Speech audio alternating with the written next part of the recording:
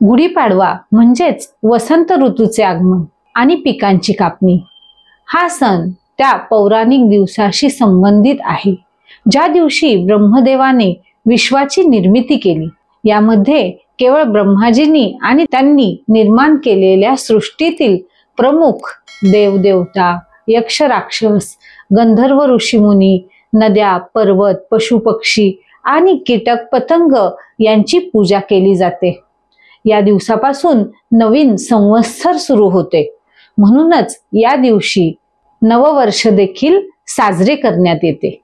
गुढीपाडवा म्हणजे हा 2 शब्दांपासून बनला आहे। गुढी म्हणजे ब्रह्मदेवाची ध्वज आणि पाडवा म्हणजेच चंद्राच्या तेजस्वी अवस्थेचा पहिला दिवस, हे मिळून तयार झाले गुढीपाडवा। गुढीपाडव्याच्या संदर्भात अनेक आख्यायिका आहेत। 14 वर्ष वनवास भोगून भगवान राम, सीता आणि लक्ष्मण अयोध्येत परतले। हा दिवस रावणावर रामाचा विजय साजरा करतो, म्हणून गुढी किंवा ब्रह्मदेवाची ध्वज घरोघरी फडकावली जाते। म्हणूनच या दिवशी आपण प्रत्येक जण आपल्या घरी गुढी उभारतो। या गुढीला काठी, त्याचबरोबर तांब्याचा कऱ्हा, गाठीचा हार, कडुलिंबाची पानं हे बांधून गुढी उभारली जाते। या गुढीला नैवेद्य म्हणून कोणी पुरणपोळी, श्रीखंडपुरी, गोडाधोडाचा नैवेद्य दाखवला जातो आणि संध्याकाळी सूर्यास्ताच्या वेळेला ही गुढी यथासांग पूजा करून नैवेद्य दाखवून परत खाली उतरवली जाते। शालिवाहन नावाच्या राजाने हुनांचा पराभव करून शालिवाहन शक सुरू केला।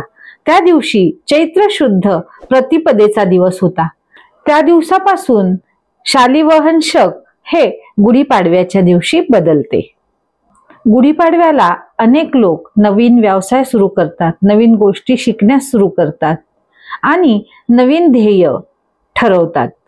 गुढीपाडवा हा 3.5 मुहूर्तांपैकी एक मुहूर्त आहे, म्हणून या दिवशी सोने, चांदी, घरातील उपयोगी वस्तू, इलेक्ट्रॉनिक्सच्या वस्तू, गाडी यांसारख्या वस्तू खरेदीसाठी गुढीपाडव्याचा शुभ मुहूर्त साधला जातो। गुढीपाडव्याला पर्यावरणीय महत्त्व देखील आहे। या दिवशी लोक निसर्गाचे आभार मानून त्याचे रक्षण करण्याचा संकल्प देखील घेतात। अशा प्रकारे गुढीपाडवा उत्साहाने आणि आनंदाने साजरा करण्यात येतो।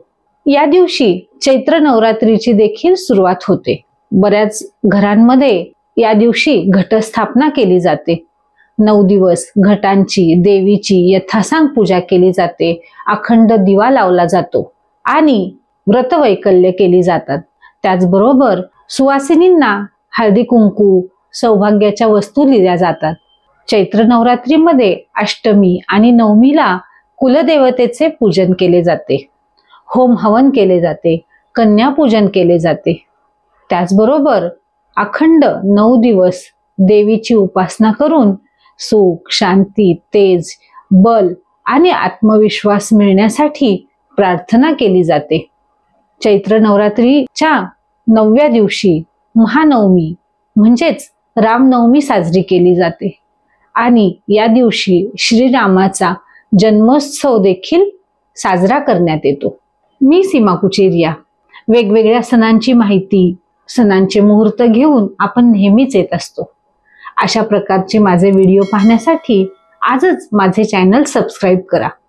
जर आपणाला हा व्हिडिओ आवडला असेल तर लाईक आणि शेअर करायला विसरू नका।